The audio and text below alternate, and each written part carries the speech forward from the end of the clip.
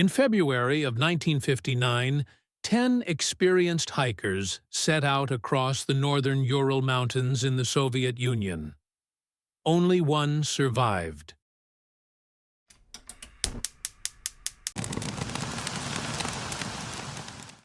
They were young, athletic, and trained for extreme winter conditions. What happened to them would become one of the most disturbing unsolved mysteries in modern history. Today, the mountain they never returned from is known as Dyatlov Pass. The group was led by Igor Dyatlov, a 23-year-old engineering student.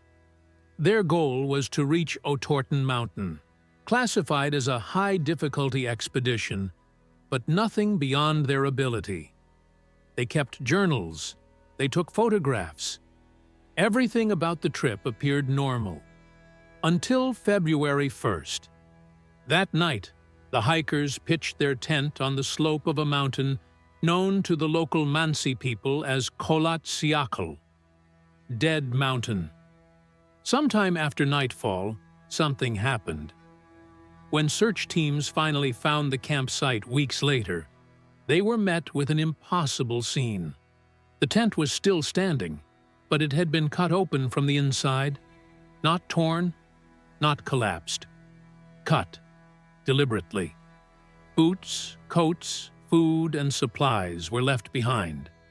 In temperatures nearing -30 degrees Fahrenheit, the hikers had fled their shelter barefoot or in socks, wearing little more than underwear. Their footprints led downhill, calmly, not running, toward the forest. About a mile away, rescuers found the first two bodies beneath a large cedar tree. They were shoeless. Their hands were burned, as if they'd tried desperately to warm themselves by a fire. Higher up the slope, 3 more bodies were discovered, positioned as if attempting to crawl back toward the tent. They froze to death. But the remaining 4 were not found until months later, buried beneath snow in a ravine. Their injuries were catastrophic. Crushed ribs, shattered skulls. One woman was missing her tongue. Another had no eyes. Yet, there were no external wounds, no signs of struggle, no defensive injuries. Medical examiners compared the force to that of a car crash. There were no tracks from other people, no evidence of an attack. And then came the final detail. Several articles of clothing were found to be radioactive. The official Soviet conclusion, released quietly years later, was vague. The hikers died due to a compelling natural force.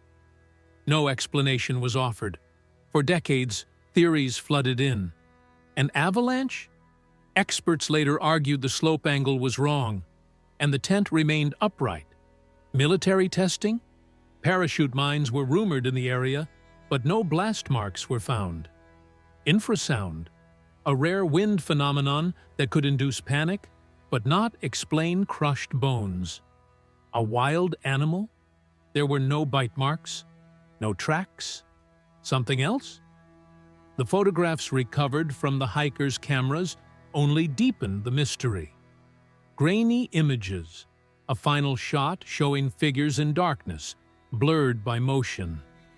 Whatever terrified them was sudden, and overwhelming enough to make seasoned hikers abandon everything they needed to survive. In 2020, Russian authorities reopened the case and concluded, again, that an avalanche was responsible. But critics weren't convinced. To this day, no single explanation accounts for every detail. Why cut the tent open? Why walk calmly into the freezing night? Why injuries without external trauma? And why has this story refused to fade after more than 60 years? One man survived, Yuri Yudin, forced to turn back early due to illness, leaving the group behind and carrying the weight of being the last living witness to their journey. Perhaps the most unsettling part isn't how they died, but the realization that 9 capable, rational people made a choice that guaranteed their deaths. Whatever they believed was waiting outside that tent, they feared it more than the cold.